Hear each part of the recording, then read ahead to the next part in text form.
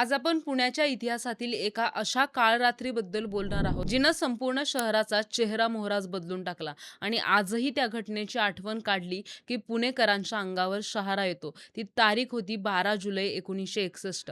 आषाढी एकादशीचा तो पवित्र दिवस होता. पण नियतीच्या मनात काहीतरी वेगळंच होतं. मुळा नदीवर नव्यानं बांधलेलं पानशेत धरण फुटलं आणि अवघ्या काही तासात पुण्यावर जलप्रलयाचं संकट ओढवलं. हे केवळ एक धरण फुटणं नव्हतं, तर तो हजारो कुटुंबांच्या स्वप्नांचा आणि संसारांचा चक्काचूर होता. आजच्या व्हिडिओमध्ये आपण या भीषण दुर्घटनेचा सविस्तर आढावा घेणार आहोत. ती परिस्थिती कशी होती आणि पुण्याने त्या संकटातून स्वतःला कसं सावरलं, हे सर्व आपण आज जाणून घेणार आहोत. त्याआधी चॅनलला सबस्क्राईब करा आणि व्हिडिओ शेवटपर्यंत नक्की बघा. नमस्कार, मी ऋतुजा आणि तुम्ही पाहताय थेट वास्तव. पानशेत धरणाचं काम त्यावेळी प्रगतीपथावर होतं आणि खरं तर धरणाचं बांधकाम पूर्ण व्हायला अजून काही काळ बाकी होता. 1961चा मान्सून पुण्यासाठी अत्यंत भारी ठरला होता. जून महिन्यापासूनच पावसाने धो-धो बॅटिंग सुरू केली होती आणि धरणाच्या पाणी पातळीत झपाट्याने वाढ झाली होती. धरण पूर्णपणे तयार नसतानाही त्यात क्षमतेपेक्षा जास्त पाणी साठलं गेलं होतं. कच्च्या मातीचं हे धरण पावसाच्या माऱ्यापुढे हतबल ठरू लागलं होतं. 11 जुलैच्या रात्री धरणाच्या भिंतींना तडे गेल्याच्या बातम्या येऊ लागल्या होत्या. पण पाऊस इतका प्रचंड होता की दुरुस्ती करणं जवळपास अशक्य झालं होतं. प्रशासकीय पातळीवर धावपळ सुरू झाली होती, पण निसर्गाच्या कोपापुढे मानवी प्रयत्न तोकडे पडणार होते याची जाणीव कोणालाच नव्हती. 12 जुलैची ती पहाट पुण्यासाठी मृत्यूचा संदेश घेऊन आली. पहाटेच्या सुमारास धरणाचा मातीचा भराव खचायला सुरुवात झाली आणि सकाळी 7च्या सुमारास पानशेत धरण फुटलं.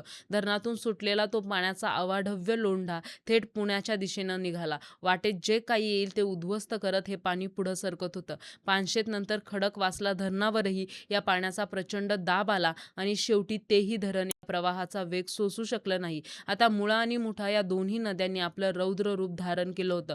पुण्याच्या पेठांमध्ये पाणी घुसायला सुरुवात झाली होती आणि शहरात एकच हाहाकार माजला होता. लोक गाढ झोपेतून जागे होत असतानाच समोरच मृत्यूचं तांडव उभं राहिलं होतं. त्या काळी आजच्यासारखी सोशल मीडिया किंवा झटपट यंत्रणा नव्हती. तरीही लष्कराने आणि काही जागरूक नागरिकांनी जीवाची पर्वा न करता लोकांना सावध करायला सुरुवात केली. पुण्याच्या शनिवार पेठ, नारायण पेठ, कसबा पेठ आणि सखल भागातील वस्त्यांमध्ये पाणी शिरलं होतं. विठ्ठलाच्या दर्शनासाठी उपवास धरून बसलेले लोक जीवाच्या आकांताने घराच्या छतावर धावत होते. पाण्याचा वेग इतका प्रचंड होता की मोठ्या मोठ्या वाड्यांच्या भिंती कागदाच्या कपट्यासारख्या कोसळत होत्या. संपूर्ण पुण्यात सायलेन्सरचा आवाज आणि लोकांच्या किंकाळ्या घुमत होत्या. पावसाचा जोर कायम होता आणि नद्यांच्या पाणी पातळीत धोक्याची वाढ होत होती, ज्यामुळे परिस्थिती हाताबाहेर गेली होती. दुपारपर्यंत पुण्याचं हृदय समजला जाणारा शनिवार वाड्याचा परिसर आणि आसपासच्या सर्व पेठा पाण्याखाली गेल्या होत्या. अनेक जुने ऐतिहासिक वाडे, दुर्मिळ ग्रंथालयं आणि हजारो घरं मातीमोल झाली. लोकांच्या डोळ्यादेखत त्यांचा आयुष्यभराचा संसार पाण्यात वाहून जात होता. मुळा नदीवरील पूल एकामागून एक पाण्याखाली जात होते किंवा कोसळत होते. लकडी पूल, जो पुण्याचा महत्त्वाचा दुवा होता, तोही या प्रलयात तग धरू शकला नाही. संपूर्ण शहराचा संपर्क तुटला होता आणि वीज पुरवठा खंडित झाल्यामुळे भीतीचं वातावरण अधिकच गडद झालं होतं. त्या दिवशी पुण्यात जे काही घडलं ते कोणत्याही चित्रपटातील प्रलयापेक्षा कमी नव्हतं. या दुर्घटनेत किती जीवितहानी झाली याचे अधिकृत आकडे आजवरही समोर आले नाहीत, पण हजारो लोक बेघर झाले हे सत्य नाकारता येत नाही. हजारो गुरंढोरं वाहून गेली आणि पुण्याचा आर्थिक कणा पूर्णपणे मोडून पडला. घराघरात चिखल आणि पाण्याचा ढिगारा साचला होता. जे लोक वाचले होते त्यांच्यासमोर आता प्रश्न होता की पुढे काय? पण याच संकट काळात पुणेकरांच्या जिद्दीचं दर्शन घडलं. ज्यांच्याकडे खाण्यापिण्याची सोय होती त्यांनी आपल्या बांधवांसाठी मदतीचा हात पुढे केला. शाळा, मंदिर आणि सामाजिक संस्थांनी निर्वासितांसाठी कॅम्प उभारले. लष्करांनी बचाव कार्यातील मोलाची भूमिका बजावली आणि अडकलेल्या हजारो लोकांना सुरक्षित स्थळी हलवलं. पाणी ओसरल्यानंतरचं दृश्य तर अधिकच भयानक होतं. संपूर्ण पुण्यात चिखलाचा थर साचला होता आणि कुजलेल्या वस्तूंचा वास येत होता. साथीचे रोग पसरण्याची भीती निर्माण झाली होती. अशा वेळी तत्कालीन मुख्यमंत्री यशवंतराव चव्हाण आणि इतर नेत्यांनी पुण्याच्या पुनर्वसनासाठी कंबर कसली. पुण्याला पुन्हा उभं करणं हे एक मोठं आव्हान होतं. पण पुणेकर डगमगले नाहीत. या दुर्घटनेनंतर पुण्याच्या विस्ताराला खऱ्या अर्थानं सुरुवात झाली. ज्यांचे संसार उघड्यावर आले होते त्यांच्यासाठी शहराच्या बाहेरच्या भागात नव्या वसाहती उभारल्या गेल्या. आज आपण ज्याला सहकार नगर, लोकमान्य नगर किंवा मॉडेल कॉलनी म्हणतो, त्यापैकी अनेक वसाहती या पूरग्रस्तांच्या पुनर्वसनासाठी वसवल्या गेल्या होत्या. पानशेतचा पूर हा केवळ एक भौगोलिक बदल नव्हता, तर त्याने पुण्याच्या सामाजिक आणि सांस्कृतिक जडणघडणीवर मोठा परिणाम केला. जुन्या पेठांमधील दाटीवाटीचं आयुष्य सोडून लोक नव्या उपनगरांकडे वळले. या घटनेने प्रशासनाला धरणांच्या सुरक्षेबाबत मोठी अद्दल घडवली. त्यानंतर धरणाच्या बांधकामात आणि व्यवस्थापनात आमूलाग्र बदल करण्यात आले. खडकवासला आणि पानशेतची दुरुस्ती करताना अधिक आधुनिक तंत्रज्ञानाचा वापर करण्यात आला, जेणेकरून भविष्यात असं संकट पुन्हा ओढावू नये.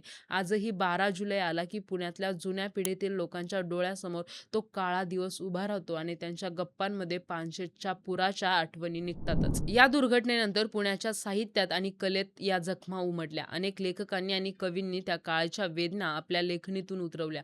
पुण्याच्या अस्मितेवर झालेला तो एक मोठा घाला होता, पण त्याच जखमेतून नव्या पुण्याचा उदय झाला. आज पुणे हे शिक्षणाचं आणि आयटीचं माहेरघर म्हणून ओळखलं जातं, पण या प्रगतीचा पाया त्या भीषण संकटातून सावरलेल्या जिद्दीवर रचला गेला आहे. पुण्याच्या इतिहासात पानशेतचा पूर ही एक अशी रेषा आहे, जिच्या आधीचं पुणे आणि नंतरचं पुणे यात जमीन आसमानाचा फरक आहे. ती घटना आपल्या निसर्गाच्या शक्तीची आणि मानवाच्या मर्यादांची जाणीव करून देणारी आहे. आज आपण जेव्हा मुठा नदीच्या काठाने फिरतो किंवा पानशेत धरणावर पर्यटनासाठी जातो, तेव्हा तिथल्या शांत पाण्यात आपल्याला त्या काळच्या कल्लोळाची कल्पनाही येत नाही, पण तिथली प्रत्येक लाट त्या बलिदानाची आणि संघर्षाची साक्ष देते. धरणांची भिंत फुटली तरी पुणेकरांचा संयम आणि आत्मविश्वास फुटलेला नाही. हेच या घटनेचं सर्वात मोठं सार आहे. आजच्या पिढीला हा इतिहास माहिती असणं खूप गरजेचं आहे, कारण आपण ज्या शहरात राहतो ते शहर किती मोठ्या संकटातून तावून सुलाखून निघलंय हे समजल्याशिवाय आपल्याला शहराप्रती आपुलकी वाटणार नाही. या भीषण दुर्घटनेला आता अनेक दशकं उलटून गेली आहेत, पण आजही जेव्हा जास्त पाऊस होतो तेव्हा पुणेकरांच्या मनात थोडी धाकधूक असतेच. पानशेतच्या पुरामुळे आपल्याला जल व्यवस्थापनाचं महत्त्व कळालं. पाणी हे जीवन आहे, पण ते जर नियंत्रणाबाहेर गेलं तर ते मृत्यूचं कारण ठरू शकतं. हा धडा पुण्याने खूप मोठी किंमत मोजून शिकलेला आहे. म्हणूनच आज आपण जेव्हा धरणांच्या सुरक्षतेबद्दल बोलतो, तेव्हा पानशेतचं उदाहरण नेहमी डोळ्यांसमोर ठेवलं जातं. ती दुर्घटना आपल्याला सतर्क राहण्याचं आणि पर्यावरणाशी जुळवून घेण्याचं आवाहन करते. तर मित्रांनो, ही होती पुण्याला हादरवून टाकणाऱ्या पानशेत धरण दुर्घटनेची कहाणी. ही केवळ एक कथा नाही, तर ती एका शहराच्या पुनर्जन्माची गाथा आहे. संकटातही डगमगून न जाता पुन्हा उभं राहण्याची प्रेरणा आपल्याला या इतिहासातून मिळते. जर तुमच्या कुटुंबातील कोणी हा काळ अनुभवला असेल, तर त्यांच्या आठवणी आम्हाला कमेंट बॉक्समध्ये नक्की सांगा आणि व्हिडिओ आवडल्यास व्हिडिओला लाईक करा, शेअर करा आणि सबस्क्राईब करायला विसरू नका.